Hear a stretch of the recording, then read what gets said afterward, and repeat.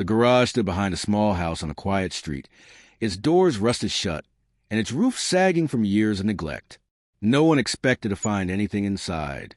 The house had been sold after the elderly owner passed away, and the new buyers planned to clear the property completely. The garage was scheduled for demolition first. Work began early in the morning. The concrete floor was thicker than usual, but old garages often were. As a worker brought his hammer down, the sound changed suddenly. It wasn't the dull crack of breaking concrete. It was sharp, metallic. He stopped, brushing away the dust. He saw a curved surface beneath the broken slab. Faded paint. Still smooth, still intact. The crew slowed down, chipping carefully now, uncovering more of the shape. A headlight housing appeared, then a chrome bumper dulled by decades underground. A car was buried beneath the garage floor. Not abandoned, not dumped, sealed. As more concrete was removed, the full shape emerged. A vintage car from the early 1950s, lowered into the ground before the garage floor, had been poured on top of it. The windows were cloudy but unbroken. The body showed no signs of damage or vandalism. It had been placed there carefully, almost respectfully. Authorities were notified. Records were checked. The vehicle had never been reported stolen. It had never been scrapped.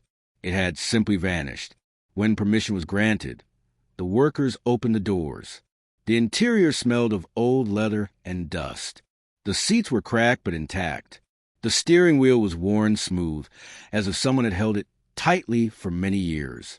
Then they moved the trunk. The lock resisted at first. Rusted, stiff, one of the workers stepped forward and forced it open. The hinges creaked loudly before finally giving way. Inside were neatly arranged items. A folded military uniform. A stack of handwritten letters tied together with twine. A small toy car, chipped and faded from use. A wooden box. The worker picked up the letters. They were written decades earlier, addressed to the same home. The words spoke of distance, of missing family, of plans for the future. The final letter ended abruptly, the sentence unfinished. Inside the wooden box was a folded flag and a medal. The worker sat down, unable to speak.